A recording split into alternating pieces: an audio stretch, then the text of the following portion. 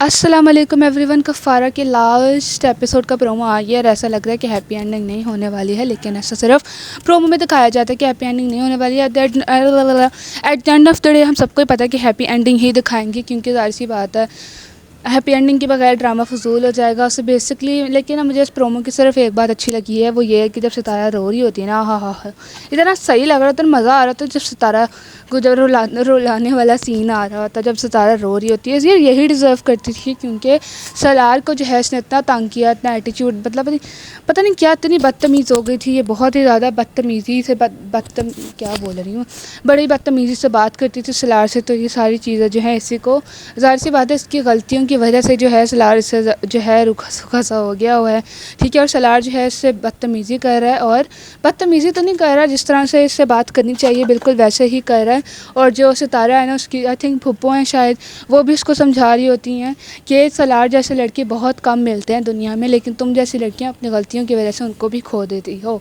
तो बेसिकली सितारा को ना उसकी फुप्पो समझा रही होती हैं, और बिल्कुल गलत समझा नहीं रही हैं।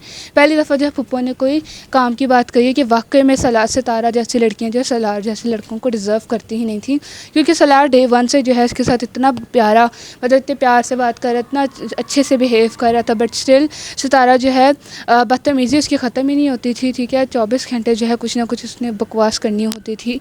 और अब जो है ना सितारा, सलार, उसको ना कोई फ़र्क नहीं पड़ रहा सितारा के रोने से, सितारा के बिहेवियर से, कि वो परेशान है, वो रिग्रेट कर रही है, पछता रही है, ये वो।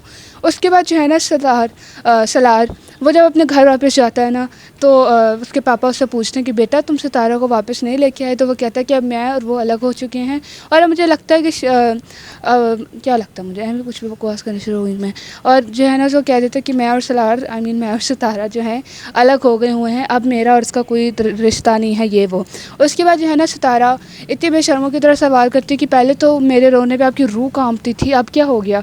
तो बेसिकली सितारा को सलार नहीं चाहिए था, सितारा को वो अटेंशन और वो जो रोता था बार बार कि ना रो ना रो, उसके तरले जब लेता था, उसके पीछे पीछे भागता था, पीछे पीछे चलता था इतने डेस्परेट होके, उसको वो ये सब मिस करे, जो अटेंशन उसको देता था, जो उसके पीछे पीछे चलता था, तरले लेता था, मिन्नतें करता था, वो सब मिस करी। सलार को कोई मिस नहीं करी, क्योंकि वो आज भी वही सेल्फिश और सेल्फ सेंटर्ड लड़की है जो कि वो पहले से ही थी। लेकिन इस प्रोमो में जब मैंने सितारा को रैंडे पे रोते हुए देखा ना, मुझे बड़ा मज़ा आया था, क्योंकि वो यही सब कुछ डिजर्व करती थी। और लोग भी जो है ना कमेंट सेक्शन में कह रहे हैं कि हमें भी हैप्पी एंडिंग नहीं चाहिए, इन दोनों को वाकई अलग करवा दो, क्योंकि सितारा जो है सलार को डिज़र्व करती ही नहीं थी, क्योंकि वो बहुत ही ज़्यादा जो है रेड फ्लैग हो गई थी, बहुत ही ज़्यादा बदतमीज़ हो गई थी। तो मुझे लगता है कि वो ये सब डिज़र्व करती है। और देखते फिर भी कि क्या एंडिंग होती है, क्या एंडिंग दिखाई जाती है। That's it. लाइक करना, शेयर करना, दैट्स इट। Bye bye. यही था प्रोमो और यही था इन्होंने जो कुछ भी बकवास करनी थी। Bye bye.